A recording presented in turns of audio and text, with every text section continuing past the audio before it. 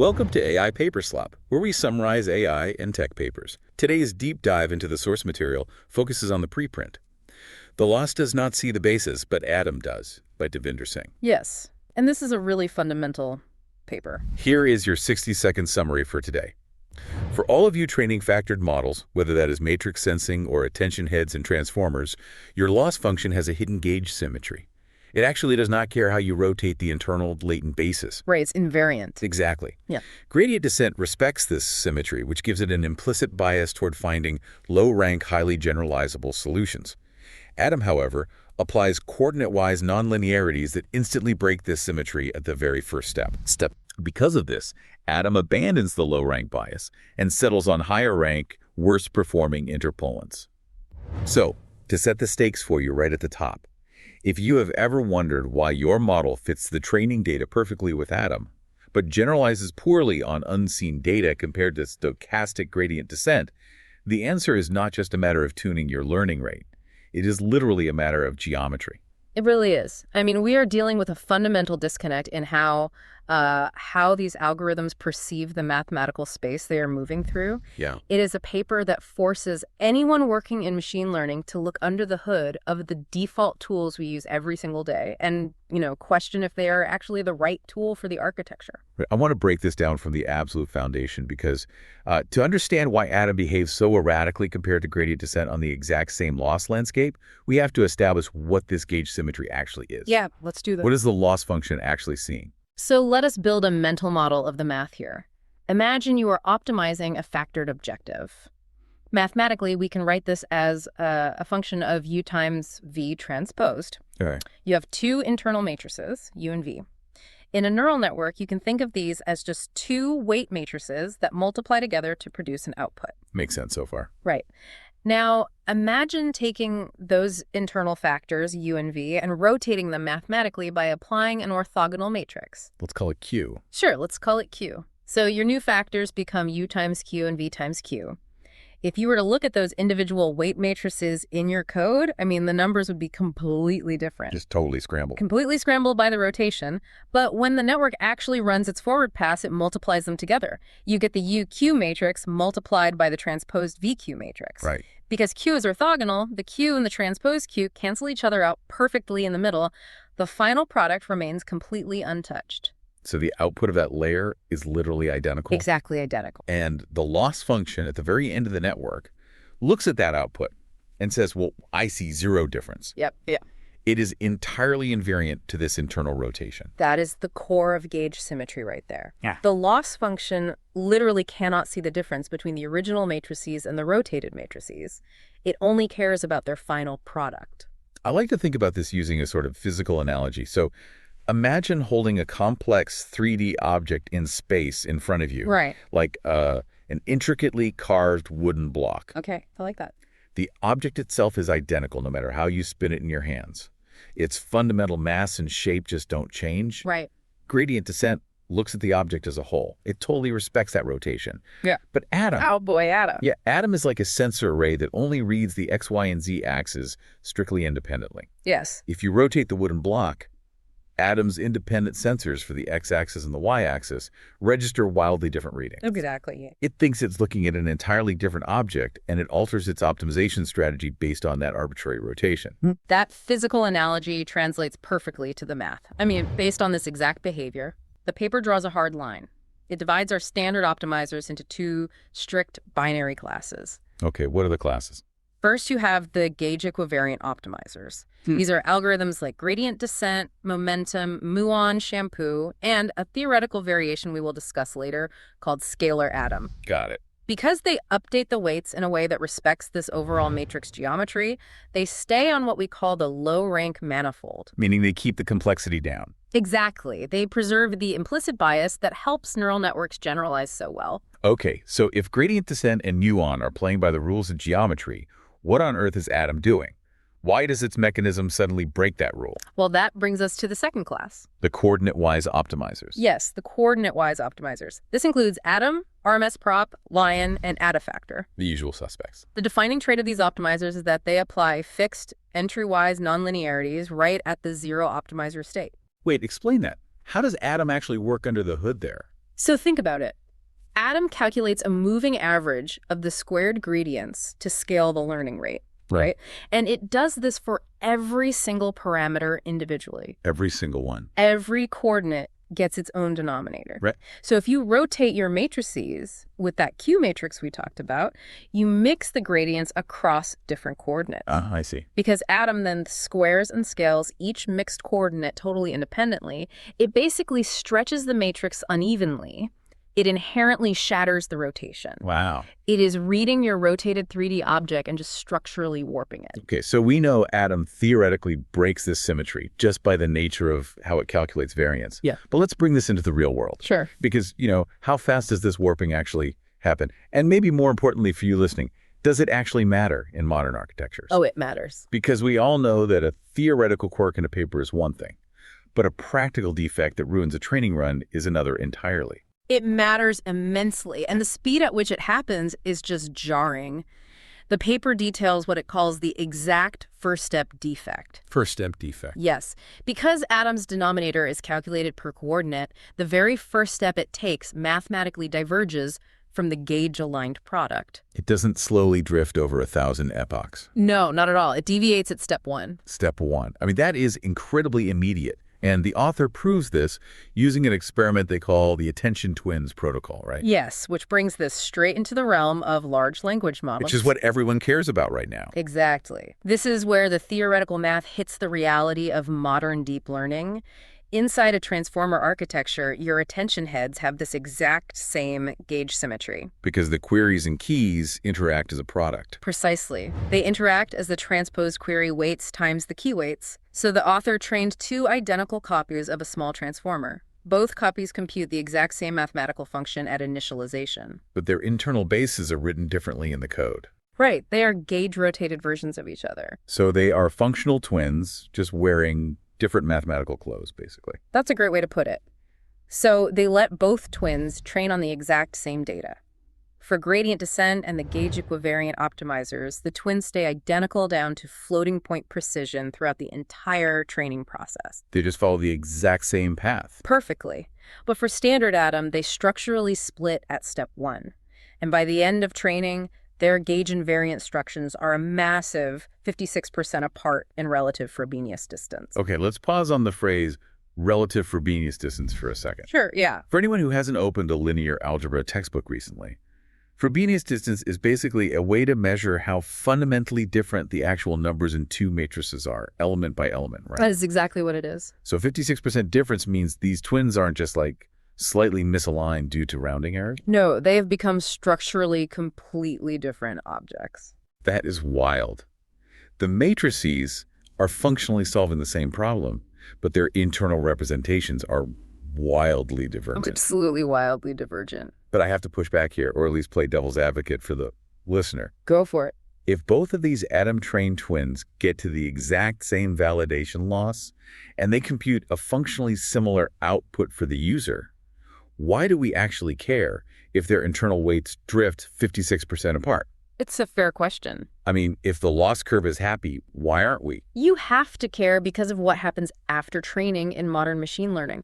Think about the entire field of model merging. Oh, right. We have techniques like permutation rebasing, where the whole premise relies on the idea that you can align the internal bases of two distinct models and then average their weights together. To get a smarter combined model. Exactly. But you simply cannot merge models if their fundamental invariant structure is 56% apart. Because alignment algorithms only fix the rotation. Yes, they just find that Q matrix and apply it. But alignment cannot fix a 56% structural geometric disagreement. Wow. Okay.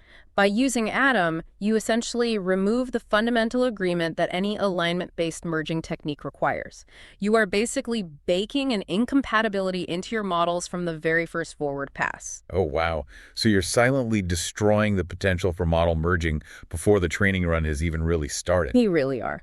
But let's play skeptic again. How do we know this 56% drift isn't just, the butterfly effect, like random floating point math getting chaotic over millions of calculations. Well, the researchers anticipated that exact question. They ran a brilliant control experiment called the noise twin. A noise twin. Yeah, they took the exact same network and applied a microscopically tiny perturbation to the weights in the same basis, just a 10 to the negative 7th difference. Just to see how much numerical chaos naturally amplifies over a standard training run. Exactly. Like a chaos baseline, a way to measure the background radiation of floating point math. Yeah. And the results were definitive. Adam's 56% gauge divergence is 4 orders of magnitude larger than what you see in the noise twin at step 1. So it's not just noise. It categorically proves Adam's divergence is a fundamental structural flaw of the algorithm, not numerical noise. That's fascinating. Did they test any other optimizers like this? Interestingly, they also tested the newer optimizer, Muon, in the twin test. Muon also diverges, but when you plot it, Muon's gauge twin and noise twin track the exact same curve. Oh, so Muon's divergence is just numerical. Yeah, it's purely due to the numerical instability of its matrix sign operation when values are near 0. It doesn't structurally break the gauge symmetry like Adam does. Okay, so if Adam's per coordinate denominator, the way it independently tracks variance for every single parameter, is the real culprit here, breaking the symmetry, can we prove it by just, well, turning that specific mechanism off?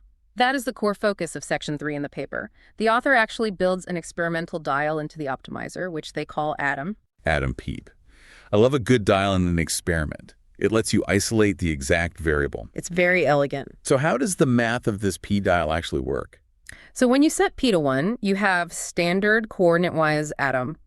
Every single coordinate gets its own distinct denominator based on its own historical variance. Just normal Adam. Right. But as you dial p down to 0, the algorithm stops calculating variance per coordinate. What does it do instead? It pools the variance across all entries in the matrix into a single shared scalar value.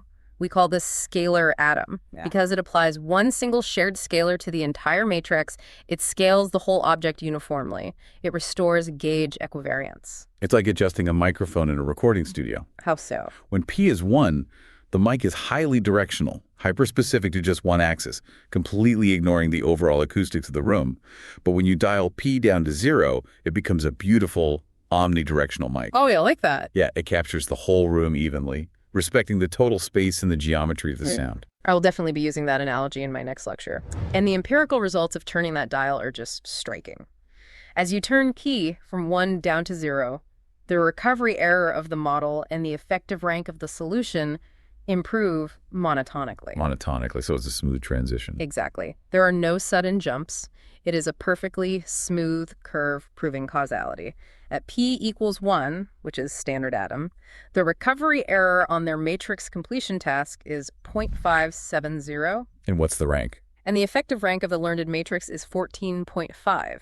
Let's unpack effective rank for a moment, because that's a really crucial metric here. It is. If a task naturally requires a low-rank solution, say a rank of 5, an effective rank of 14.5 means the optimizer is hallucinating a bunch of extra mathematical complexity that doesn't actually exist in the underlying data, right? That is fundamentally what is happening. It's basically overcomplicating the solution. The model is using extra capacity to memorize noise rather than learning the underlying rule. But watch what happens with the dial. As you turn the dial down to p equals 0, pooling that variance, the recovery error drops beautifully to 0.201. Wow, less than half. And the effective rank drops to 5.4. It moves much, much closer to the clean, low-rank bias we see natively in gradient descent. This mechanism actually solves a fascinating mystery from the author's own past research, doesn't it? The paper discusses something called flow Adam. Yes, and it is one of my absolute favorite moments of scientific self-correction in recent literature. I love this. The author had previously published an entirely different optimizer called flow Adam, which was an attempt to inject gradient descent dynamics into Adam. Sounds promising. But in that original design, they implemented something called coordinate-wise velocity clipping. Oh, coordinate-wise, they fell into the exact same trap. They did. Without realizing it at the time, capping the velocity of individual parameters independently, rather than looking at the matrix as a whole, accidentally broke the very gauge symmetry they were trying to utilize. So to fix it, they had to switch from coordinate-wise clipping to a global norm. Yes. Can you explain the mechanism of why a global norm fixes it? Why does looking at the whole matrix matter? Sure. A global norm looks at the magnitude of the entire matrix as a single entity. If the total magnitude is too large, it scales every single number down by the exact same percentage. Right. It preserves the shape of your 3D object, just making it slightly smaller overall. Coordinate-wise clipping chops the object up and caps the growth of individual pieces independently. Which warps it. It inherently alters the object's core shape. By fixing the clipping to a global norm and using the p=0 dial, they massively repaired the bias in flow atom. So they fix their own algorithm by forcing it to respect the geometry of the matrices. This raises a massive question for me and probably for everyone listening. If p=0, scalar atom is so clearly superior for finding low-rank solutions, preventing model drift, and minimizing recovery error, why isn't Atom just built like this by default? It's a great question. Why don't we always use the omnidirectional mic? There has to be a catch somewhere. There is a catch, and it brings us to a really critical realization. Gauge equivariance is necessary for low-rank recovery, but it isn't the whole story. What else is there? What happens inside that equivariant class matters just as much. Just because an optimizer respects the geometry doesn't mean it optimizes well. This brings us to the concept of the spectral schedule. Okay, the spectral schedule. Let's unpack this. We have a bucket of equivariant optimizers now, right?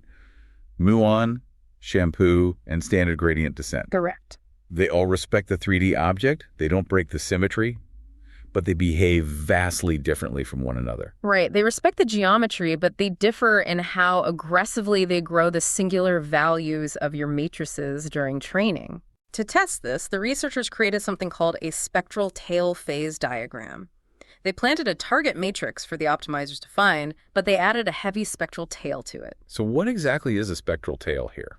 If you think about singular value decomposition, a perfectly clean matrix has a few large singular values, and the rest are zero. A spectral tail means there's a long trail of tiny, non-zero singular values. Got it.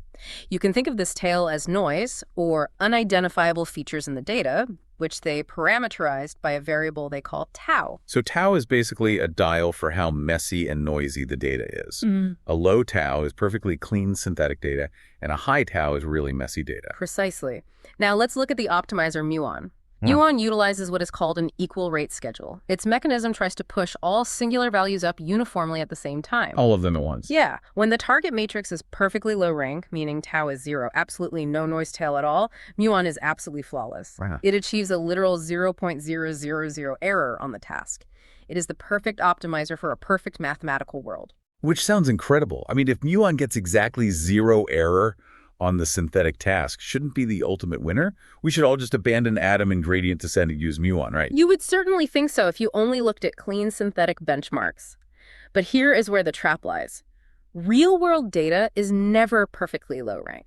Right. It always has a tail. It is always messy. And as that tau tail grows in the experiment, Muon's aggressive equal rate schedule starts boosting those tiny noise values just as aggressively as the true signal. Oh, no. It essentially gorges itself on the unidentifiable features. And gradient descent, what is its mechanism there? Gradient descent has a greedy schedule. It inherently grows the large singular values first and naturally suppresses the smaller values in the tail. It is far more conservative. I love this. It's like gradient descent is a picky eater.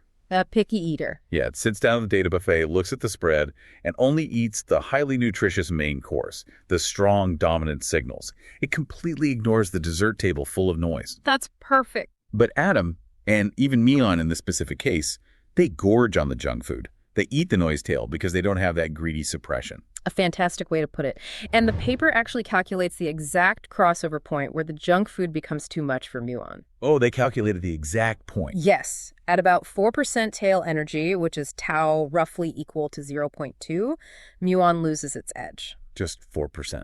The noise tail becomes thick enough that Muon's aggressive schedule actively hurts the model, and the picky eater, gradient descent, becomes the objectively better optimizer. All right, but synthetic matrices with perfect mathematical tails are one thing.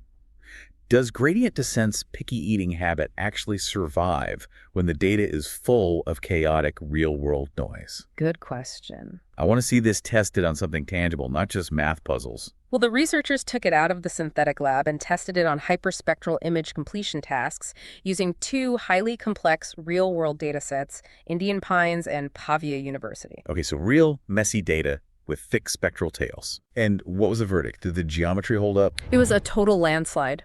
At a matched training loss, meaning both optimizers have fit the training data equally well, gradient descent achieves a 43 to 44% better held-out test error than Adam. 44% better generalization on unseen data, purely from swapping the optimizer. That is a massive performance gap. Huge. Why is Adam doing so much worse if his training loss is the same? Because of that rank bloating we discussed earlier. If you trace their trajectories during the training run, the story is incredibly clear. What happens? As gradient descent trains, its test error drops steadily because it is only fitting the dominant generalizable features. It finishes the task at an effective rank of 11. Okay, and Adam? Because Adam is chasing the variance of every single coordinate independently, it amplifies the noise. As Adam fits deeper into the training data, its test error actually begins to rise. It gets worse over time. It memorizes the noise, ending at a bloated effective rank of 28, even though the intrinsic rank of the dataset is only 24. It mathematically overshoots the complexity of the actual data. It is literally too smart for its own good. It memorizes the static on the TV screen instead of the actual picture. Exactly. And what about Muon on this real-world data? Muon struggles here too, for the exact reasons we just covered. Because it aggressively fits the real-world tail uniformly, it maintains an effective rank near the model's absolute capacity limit, which was 48 in this experiment. Wow. It just maxes out its capacity trying to learn the noise. Okay, but we need to play fair here. Adam is the default optimizer for the entire deep learning industry for a reason. It is fast, and it usually works out of the box. Oh, absolutely. When should we use Adam? The paper doesn't just say Adam is universally parable, right? No, not at all. The paper clarifies exactly when Adam's coordinate-wise adaptivity is actually a feature, not a bug. Okay. If you are dealing with highly ill-conditioned problems that require heavy explicit regularization to solve at all, Adam is incredibly powerful. That makes sense. Or think about LoRa, low-rank adaptation, which is incredibly popular right now for fine-tuning large language models. Oh, yeah. In LoRa, the low rank is explicitly constrained by the architecture itself. You are physically forcing the matrices to be small and low rank right in the code. Oh, I see. In that specific case, the implicit low rank bias of gradient descent doesn't matter because the architecture is already doing that job. So Adam's speed and per coordinate efficiency make it the clear winner there. Right. So if you put the model in a mathematical straitjacket, so it physically has to be low rank, you don't need the optimizer to be a picky eater. Exactly. You just need it to eat as fast as possible. So what does this all mean for you, the machine learning engineer or researcher listening to this? Well, let's tie it all together. Yeah, let's tie this dense geometric theory back to your daily practice. The ultimate takeaway is that your choice of basis and your choice of optimizer is not just a mathematical quirk or some minor hyperparameter to sweep over. It's deeper than that. It is a literal decision about which specific interpolant the algorithm will select when it memorizes your data. We need to stop treating optimizers as if they are just, dumb engines meant to drive the loss number down as fast as possible. Right. They aren't just engines, they are lenses. And Adam's lens inherently warps the geometric space it looks at. It's that broken 3D object again. Yes. If you want a low-rank, generalized solution from an unconstrained architecture, you fundamentally need an optimizer that respects the gauge symmetry of your factorization. Which brings us back to that 3D block we talked about at the start. Right. We spend millions of dollars and thousands of compute hours designing neural network architectures with incredibly strict, beautiful inductive biases. We really do. We carefully craft the shape of these models. Mm-hmm. But then we just blindly slap Adam on top of them because it's the default import in PyTorch. It's a huge blind spot. But this leaves me with a thought that goes beyond just the code, looking at the entire industry as a whole. If gradient descent and full matrix gauge-equivariant optimizers are actually the future of achieving highly generalizable models, what does that mean for our hardware? Oh, that's a massive question. I mean, we have spent the last decade optimizing our entire silicon ecosystem, NVIDIA GPUs, TPU architectures, high bandwidth memory around the specific memory access patterns and bandwidth needs of Adam. That's entirely true. Are we going to need a fundamental shift in AI chip design just to support the spatial geometry of these better optimizers? It's very possible. It's something to think about. Next time you are setting up a training run, look at your optimizer and ask yourself, Is this algorithm actually seeing my model as a whole, or is it just staring blindly at the coordinate axis? Check the show notes for a link to the paper. If you are writing training code, it is incredibly worth your time to read the full math. Thanks for joining us on AI Paper Slot.